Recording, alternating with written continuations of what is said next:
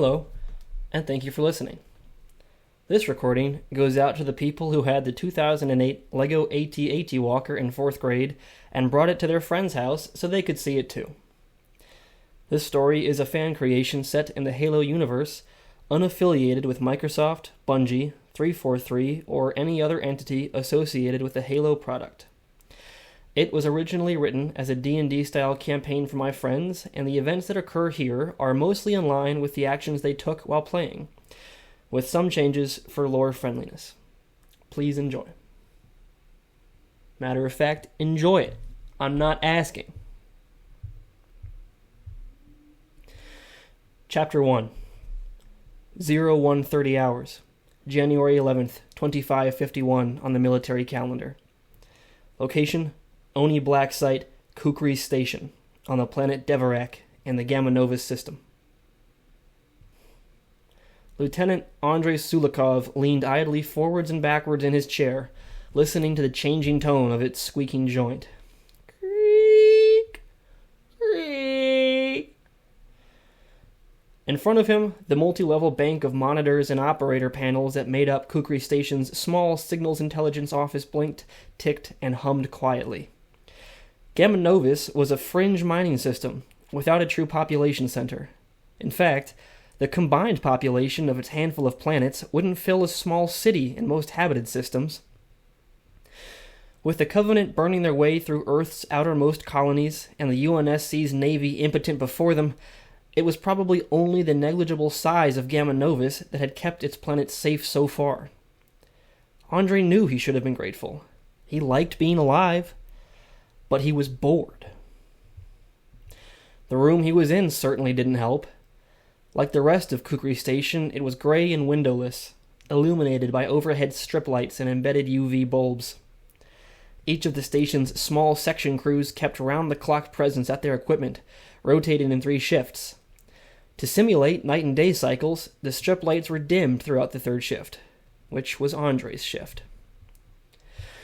On its face, being a frontline member of the information apparatus protecting a species from an existential threat is a thrilling concept. But the mind can get used to anything.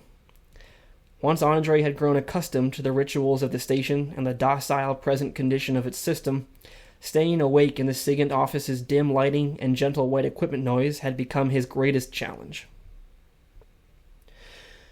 With a grunt, Andre lurched the chair forward and reached across the duraplastic desk for a small med bottle.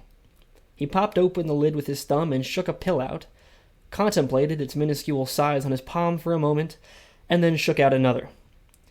Snapping the bottle shut again, he threw the pills into his mouth and dry swallowed, squeezing out his watering eyes. Perk-up pills were standard equipment for any Oni analyst.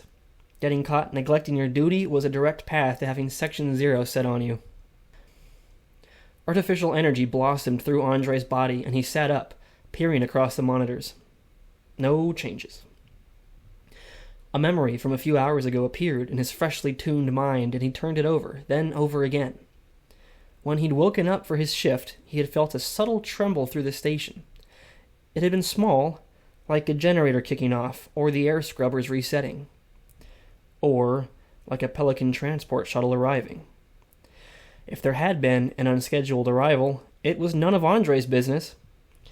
But he hadn't been recruited by Oni because he minded his own business. Turning to the personal monitor station tucked in beside the SIGINT array, Andre quickly scanned through the last shift's comms logs for clues.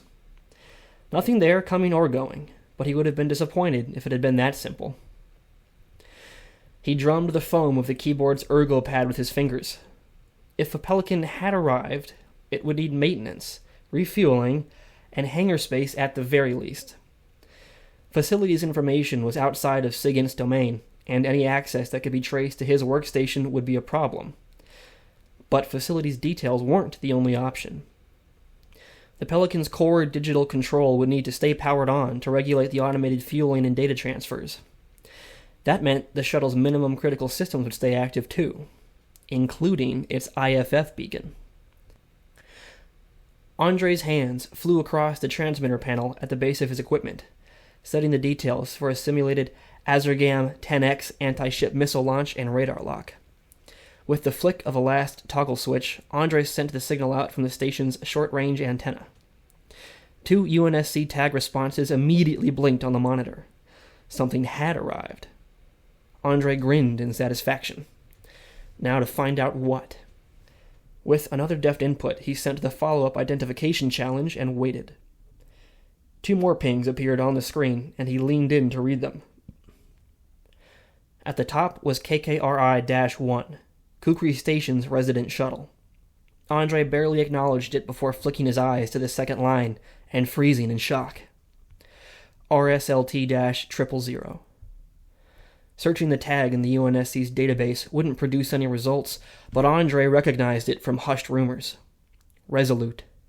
One of ONI's Spartan 2F fire teams. Section 2 had intentionally leaked information to rebel networks crediting 2F teams with the sudden disappearance of Rear Admiral Sanchez's secessionist faction before the Covenant War. Since then, the dread of Spartan intervention had haunted anyone even considering revolt. There had never been any pictures of Fireteam Resolute or the other Spartan 2Fs, but that didn't matter. Even in the UNSC, most people had never seen any kind of ONI agent. The mystique only added to their legend. ONI was the omnipotent shadow behind the UNSC, and the 2Fs were what lurked in its darkest, most merciless abyss. Andre wasn't totally convinced they were more than a myth. Until now. He racked his brain to remember anything he'd heard about the team behind the call sign, but could only come up with the 2F program's nickname, Cryptea, after the covert force that had kept order in ancient Sparta when the warriors were away. The original Cryptea maintained the peace through coordinated acts of violence against Sparta's indentured Helot majority, intimidating the rebellious-minded into subservience. Despite its reputation, ONI wasn't quite so draconian, though the Cryptea nickname was still apt. But what the hell was Resolute doing on Deverak? A shrill alert emitted from the SIGINT array, and Andre twisted back to the instrument panel. It was a distress hail from Ronkonkoma, Deverak's neighboring planet. Andre paled as he skimmed the message, then frantically activated the signal killer hardware. In an instant, the distress signal's origin was traced and overloaded, destroying the beacon. A moment later, the beam itself was reduced to incoherence, its wavelengths shredded by destructive frequencies until they would appear as nothing more than the background static of space to a receiver. For good measure, Andre reset Gamma Novus's local slipspace transmitter, ensuring that even the garbled corpse of the message couldn't leave the system. The SIGINT monitors blinked placid confirmations as the distress message was eviscerated, reassuring Andre that no one would be able to respond to the plea. But Andre wasn't reassured. The pounding of his heartbeat in his ears drowned out the status alerts and hardware sounds. A frown grew and deepened as his mind raced to recalculate his situation. Boredom was a distant memory now. With unblinking eyes, he read and reread the message that someone on Ronkonkoma had sent. The Covenant is here.